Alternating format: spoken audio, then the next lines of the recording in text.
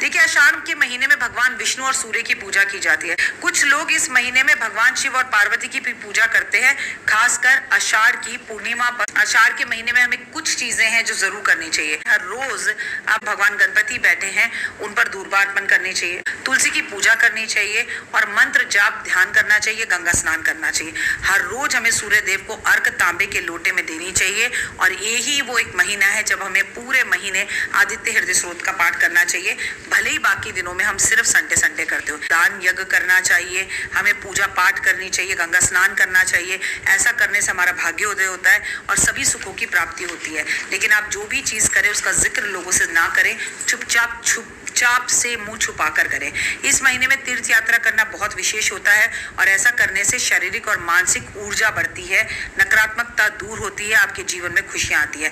इस महीने में जल युक्त या जल से बने हुए खाने खाने चाहिए, आपको छबील बांटनी चाहिए, आपको दान पुण्य बहुत अच्छे से करना चाहिए, शरबत का वितरण करना चाहिए और ज्यादा से ज्यादा पानी पीना चाहिए। मटका दान, ककड़ी रखकर, ढक्कन लगाकर, पंखे के साथ जरूर दान करना चाहिए। आषाढ़ मास के महीने में ऐसा कहा जाता है कि इतनी पावर होती है कि आपके सभी कष्टों को दूर करती है। खासकर जाने अनजाने में पिछले 100 जन्म में भी आपसे कुछ पाप हुए हैं तो उनका भी क्षय हो सकता है। छत्र का दान करना चाहिए, इस महीने में छतरी का दान करना चाहिए।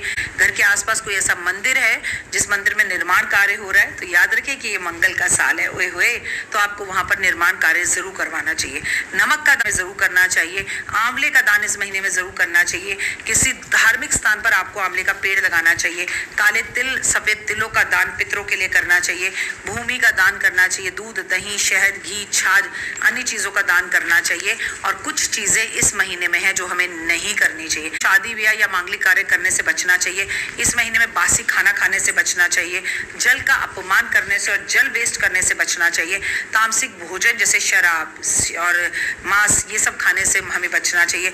हरी सब्जियां, पत्तेदार सब्जियां इस महीने में हमें कम खानी चाहिए और देर तक रात को नहीं जागना चाहिए। बेल नहीं खानी चाहिए। अपनी यात्रा पर जाने से पहले भगवान विष्णु की आराधना अर्चना कर कर घर से निकलना चाहिए। पेड़ पौधों की सेवा करनी चाहिए। पितरों के नाम से पीपल के पेड़ पर जल जरूर देना चाहिए। काले रंग को पहनने से बचना चाहिए। जीवन में अगर आगे बढ़ना है तो घर में सत्यनारायण भगवान की कथा अगर आप साल में एक बार करते हैं तो वो इस महीने में जरूर करनी चाहिए। आपके लिए बेहद ज्यादा जरूरी है आप जो है विष्णु सहस्त्र नाम का पाठ करें। जिनके घरों के अंदर से लक्ष्मी रूठ जाती है और लौट कर वापस नहीं आती है और कर्जे तक आप ऊपर ऊपर तक दबे होते हो और आपको समझ में नहीं आता कि आखिर हो क्या रहा है, कि आपको विष्णु सहस्त्र नाम की पुस्तक पावने मंदिर में बांटनी चाहिए। ब्राह्मण को आपको पीली धोती, पीली कुर्ता और गमछा अर्पण जरूर करना चाहिए। ओए होए।